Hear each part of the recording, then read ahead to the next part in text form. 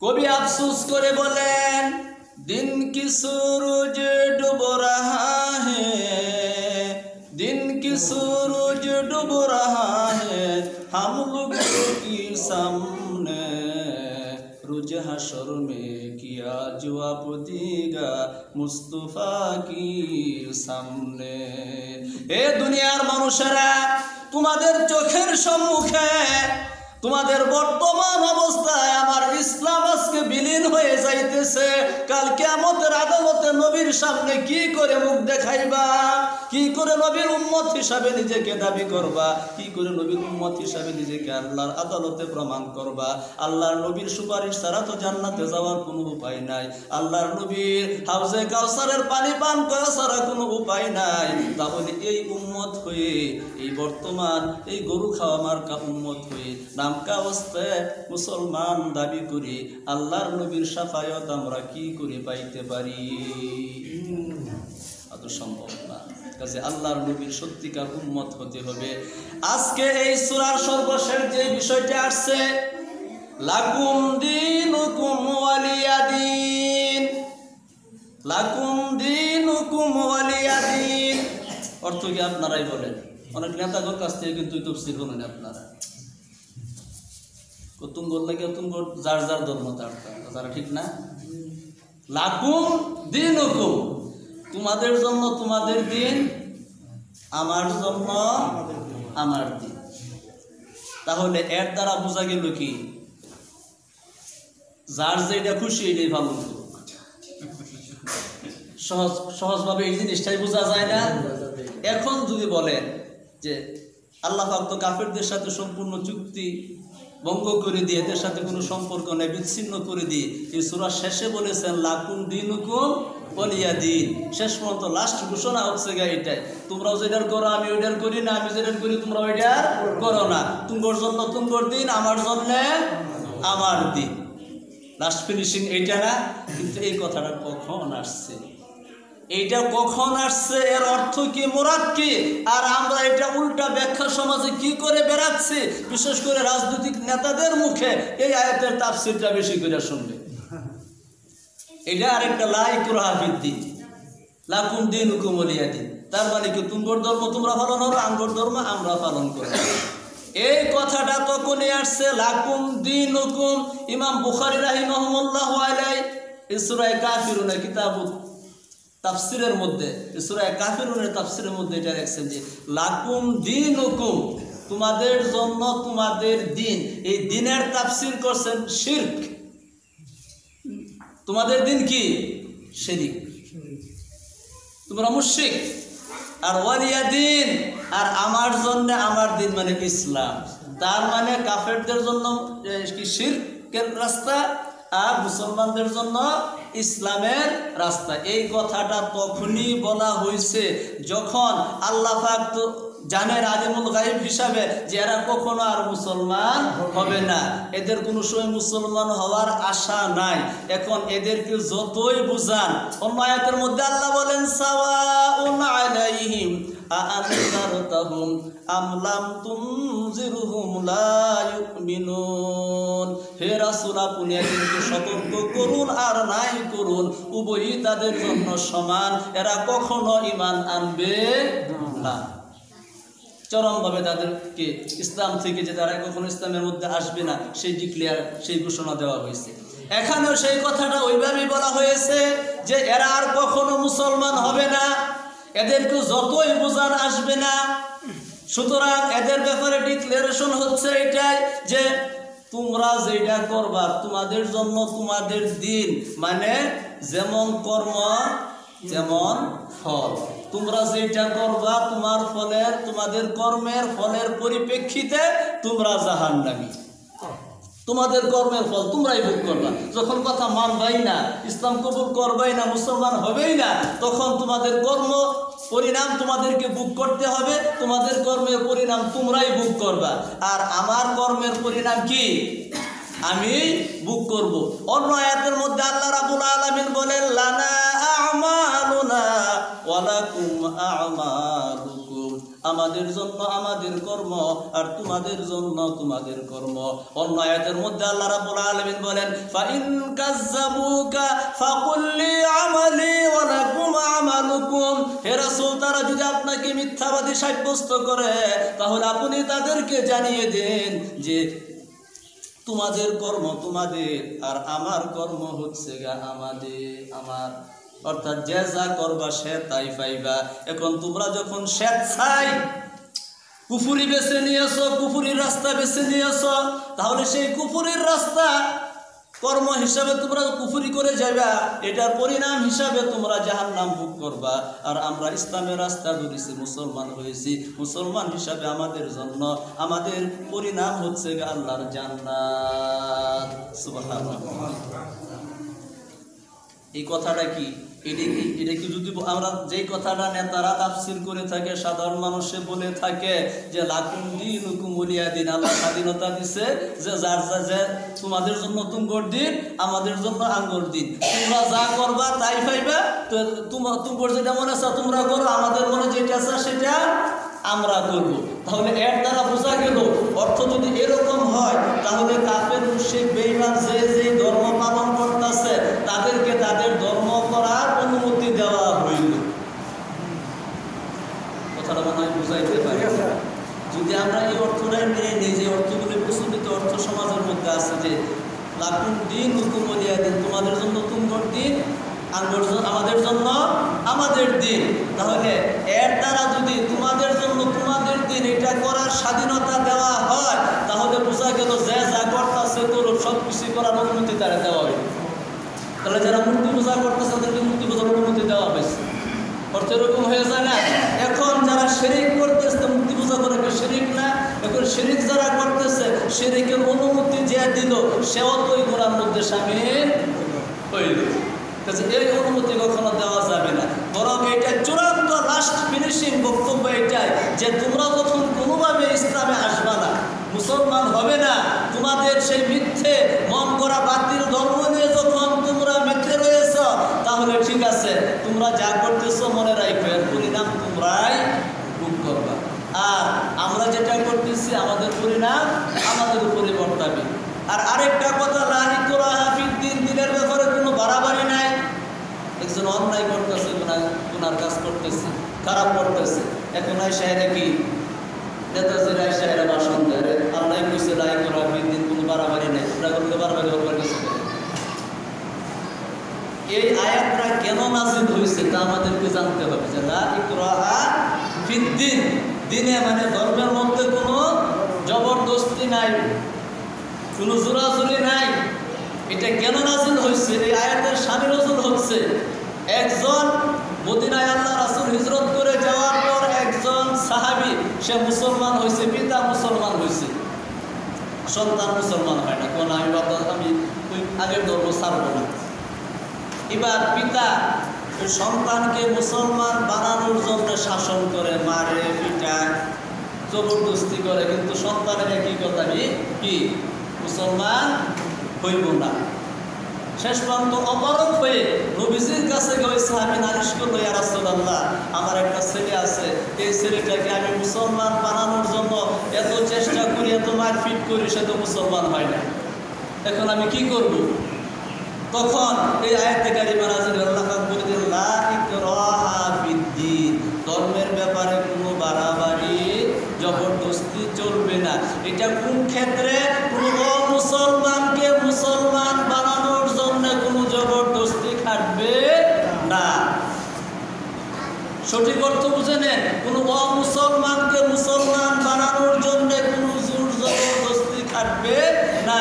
এবার যখন লা ইলাহা ইল্লাল্লাহ এই কালেমা পড়ে একবার কেউ মুসলমান হয়ে গেছে, মুসলমান হওয়ার পর এখানে টালিবানি করার কোনো সুযোগ নাই।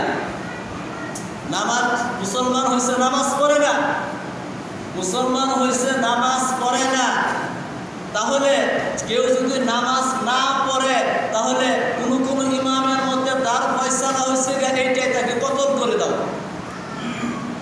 তাকে হত্যা করে দাও। মুসলমান হয়েছে নামাজ পড়ছে না, শাস্তি কি? তাকে হত্যা করে ফেলো। আর কোনো ইমামের মধ্যে এটা হচ্ছে তাকে ওই হত্যা না করে তাকে ওই পর্যন্ত বন্দী করে রাখো যেই পর্যন্ত সে নামাজি না হয়, যেখানে আবদ্ধ করে রাখো। তাহলে এখন একজনে নামাজ পড়ে না তারে যদি ফিটায়, একজনে খারাপ গুনার কাজ করে তারে যদি ফিটায়, এখানে এসে যদি দলিল দেয় যে লা ইকরাহা ফিদ্দীন, তাহলে কি এটা সঠিক দিল না বেঠিক দিল? বেঠিক দিল। এটা কাদের সাথে কাটবে? ও মুসলমানকে জোর কইরা ফিটাইয়া মুসলমান বানানো যাবে না। আর ইসলাম কখনো জোর খাটাইয়া মুসলমান কাউকে বানায় নাই, বরং ইসলামের আদর্শে মানুষ দীক্ষিত হয়ে দলে দলে মুসলমান হয়েছে। আল্লাহর নবী জিহাদ করে মুসলমানকে দূর করে বানান নাই, বরং আল্লাহর নবী কখন যুদ্ধ করেছেন? যখন কাফেররা মুসলমানদেরকে আক্রমণ করার জন্য, মদিনা আক্রমণ করার জন্য চলে আসছে, তখন মদিনাকে রক্ষা করার জন্য, মুসলমানদেরকে রক্ষা করার জন্য যুদ্ধ করছে। আপনার বাড়িতে ডাকাত গেলে আপনি কি ফিরাইবেন না? ঠিক এমনটি ঘটেছিল। ঠিক আছে, আজকে মুসলমান দাবি করার পর, মুসলমান হওয়ার পর মুসলমানের খেলাফ কোনো আচরণ করা এটা কোনোভাবে সঙ্গত না, এটা করতে দেওয়া যাবে না। আমি আপনাদের কাছে সবিনয় আহ্বান জানাবো এটাই, আমরা এখানে যারা আছি দেখেন আমাদের আজকে যুবক সম্প্রদায়, ছেলে মেয়েরা, এরা আজকে কোন অবস্থায় চলে গেছে। এদের মাথার চুল আজকে দেখেন প্রত্যেকটা যুবক ছোট বাচ্চাদেরকে নিয়ে হেরা নবীর তরিকায় কারো চুল নাই, কার তরিকায় চুল? বিভিন্ন নায়ক নায়িকাদের, খেলোয়াড়দের, ক্রিকেট খেলোয়াড়, ফুটবল খেলোয়াড়, এই সমস্ত নায়ক নায়িকাদের তাদের স্টাইলে চুল। মুসলমানের লেবাস কারোর মধ্যে নাই। এমনিভাবে দেখেন জামার দিকে দেখেন, সে জামার অবস্থা, সে মুসলমানদের কোনো অবস্থা নাই। মেয়েদের দিকে তাকান, দেখেন তাদের লেবাস, তাদের উগ্রতা, তাদের চাল চলন কত নিচু পর্যায়ে চলে গেছে। আর যার পরিণামে আজকে দেখা গেছে যে অহরহ সমাজের মধ্যে দর্শন এবং বিভিন্ন নোংরামি, খারাপি, জিনা, এইগুলার আজকে ছয়লাভ চলতেছে। আর এইগুলার পিছনে সব থেকে বড় ভূমিকা রাখছে mobile, Android set, touch mobile.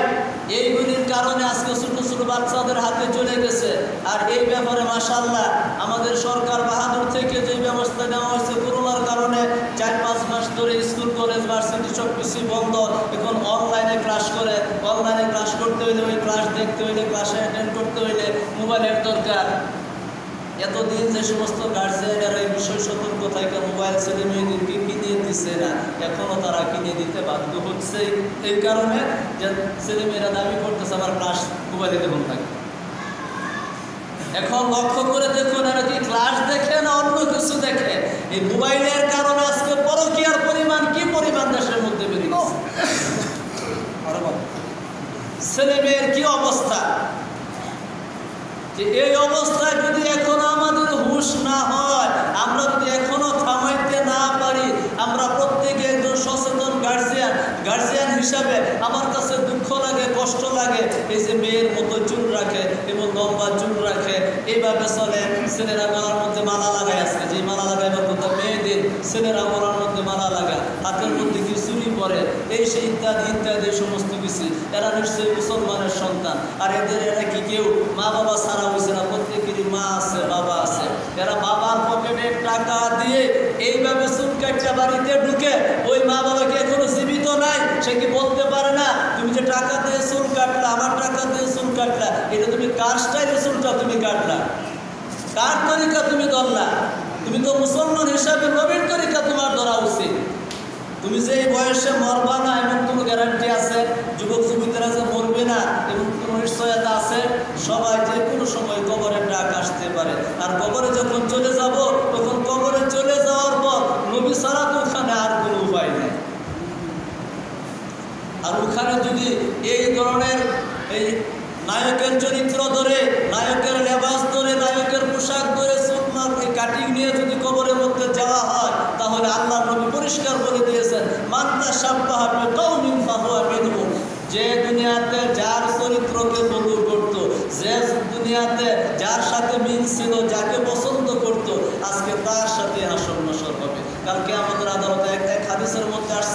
আল্লাহ নবী সাল্লাল্লাহু আলাইহি সাল্লামকে এক সাহাবী এসে প্রশ্ন করলেন, ইয়া রাসূলুল্লাহ, দুই ব্যক্তির অবস্থা এরকম যে একজন আরেকজনকে ভালোবাসে, একজন আরেকজনকে ভালোবাসে, কিন্তু তাদের দুইজনের দুনিয়াতে কখনো দেখা হয়েছে না।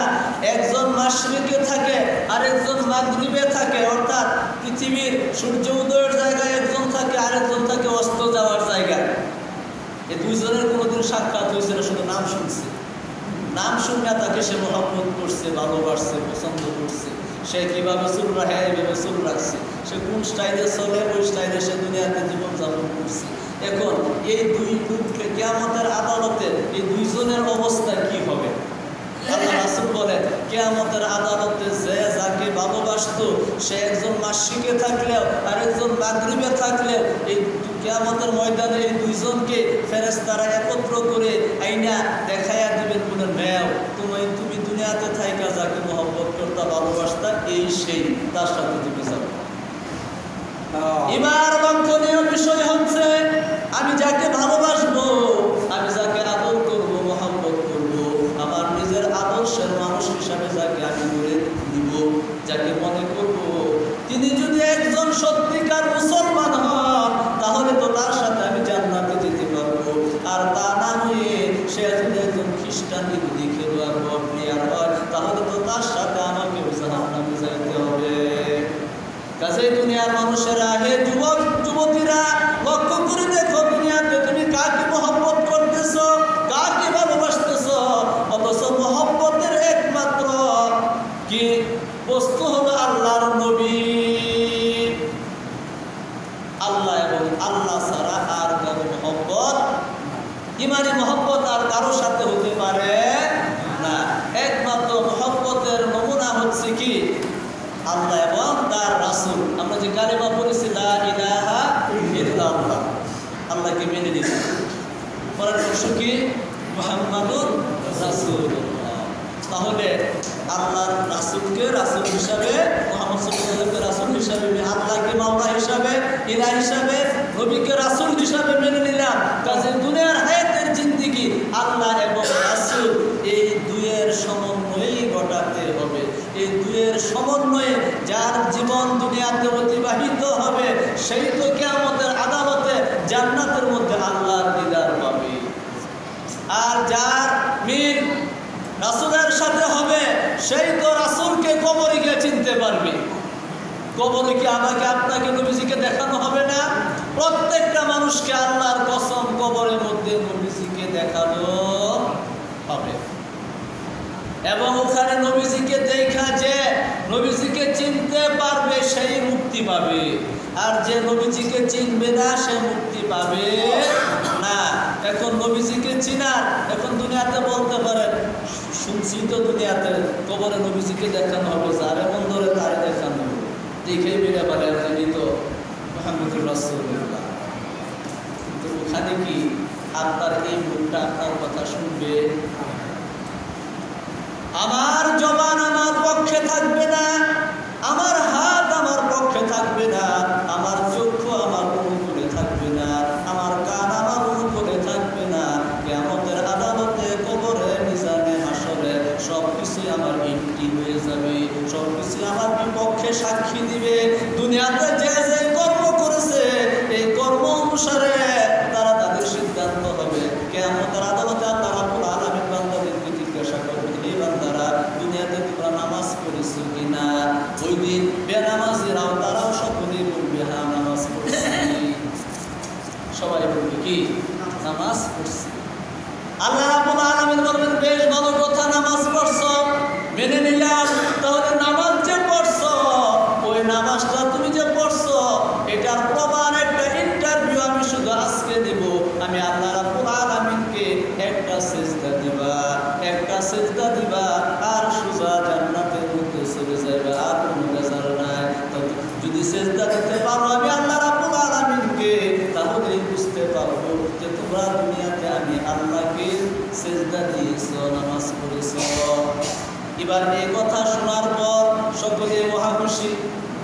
এটা কোনো বিষয় দেখি, একটা সিজদা লাগাইয়া দিব আর জান্নাতের মধ্যে চলে যাব। আর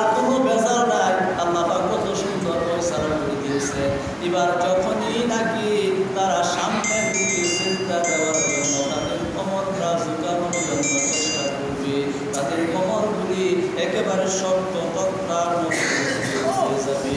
তারা সামনের দিকে সেজদা দিতে চাইবে, ফালা ইস্তাতিউন, তখন তারা সেজদা দিতে সক্ষম হবে না। খাশিয়াতান আবসারুহুম তারহাকুহুম যিল্লাহ, ওই সময়ে তাদের অপমানে অপদস্থতার কারণে তারা চরম নিচু হয়ে যাবে। তারা সামনের দিকে সেজদা দিতে গিয়ে পিছনের দিকে উঠে পড়ে যাবে। আল্লাহর কসম, এই কপাল সামনে ঝুঁকবে না। কাজে দুনিয়াতে যার কদম, যার কপাল আল্লাহর জমিনে পড়ে নাই, দুনিয়াতে যে আল্লাহকে সেজদা দিতে শিখে নাই, দুনিয়াতে যে আল্লাহকে আল্লাহ হিসাবে মেনে নেয় নাই, দুনিয়াতে যে রাসূলকে রাসূল হিসাবে মেনে নেয় নাই, দুনিয়াতে মন চাহে জিন্দেগি করেছে, কিয়ামতের আদালতে নয়, কবরে যাওয়ার পরেই এই লোকটা আটকে যাবে প্রথম দফা। কবরে যাওয়ার পর প্রথম দফা সে আটকে যাবে। আর কবরে যখন একবার আটকে যাবে, তার থেকে রেহাইয়ের আর কোনো রাস্তা নাই, আর কোনো পদ্ধতি নাই। এ আল্লাহর বান্দারা কেন নামাজ পড়বেন না, কেন রোজা রাখবেন না, কেন আল্লাহর হুকুম মানবেন না? আল্লাহ রাব্বুল আলামিন আমাকে আপনাকে দুনিয়াতে অসংখ্য নিয়ামত দান করেছেন। আজকে মুসলমান হওয়ার পর, আমরা ইসলাম ধর্মের অনুসারী হওয়ার পর আল্লাহ রাব্বুল আলামিন এতগুলি নিয়ামত দান আমাদেরকে ধন্য করলেন। সকল কিছুই থাকার পরও আজকে আমরা কেন বিজাতির পিছনে ঘুরে বেড়াই? মুসলমানদের পিছনে কেন আমরা ঘুরঘুর করি? মুসলমানদের কাছে তো সকলেই মাথা নত করার দরকার। কারণ মুসলমানদেরকে আল্লাহ রাব্বুল আলামিন কি দেন নাই? গবেষণায় দেখা গেছে যে মাটির নিচে যত খনিজ সম্পদ আছে, এই খনিজ সম্পদের 4 ভাগের 3 ভাগ মুসলমান দেশগুলোর মধ্যে আছে। বলেন সুবহানাল্লাহ। কিন্তু এগুলো তুলতেছে কারা? ইরাকের তেল আজকে কে নিয়ে যাচ্ছে? আমেরিকা। সৌদির তেল আজকে কে নিয়ে যাচ্ছে? আমেরিকা। এইভাবে মুসলমানদের সম্পদ আজকে লুণ্ঠন করে কাফের মুশরিক বেঈমানেরা তারা নিয়ে যাচ্ছে। তারা তাদের সম্পদটুকু রক্ষা করার তারা ক্ষমতা তাদের নাই। কেন নাই?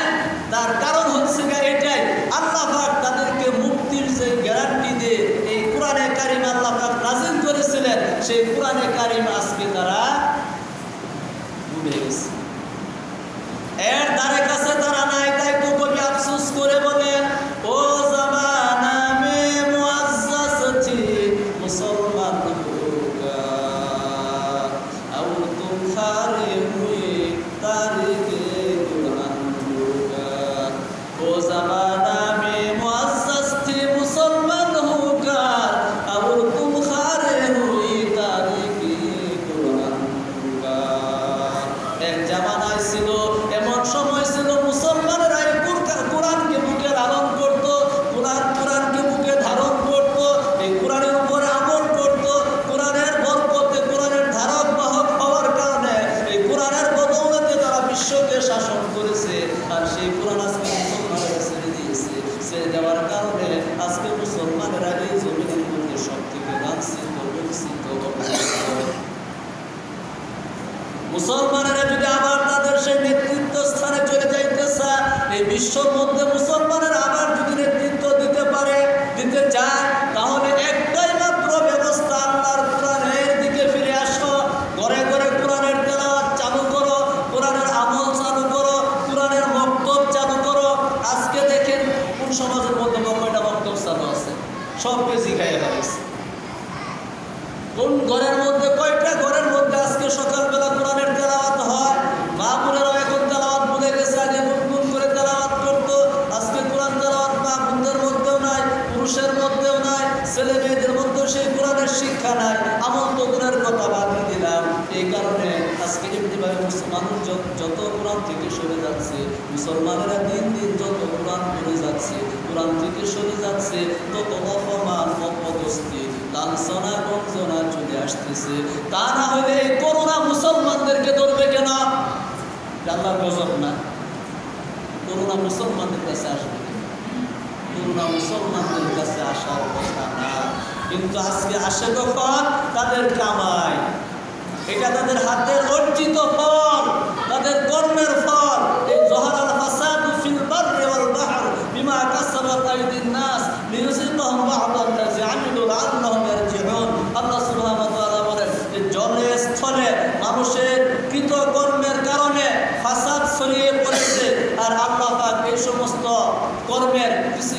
আশার দুনিয়াতে আস্বাদন করান, যাতে মানুষ আল্লাহর দিকে ফিরে আসে।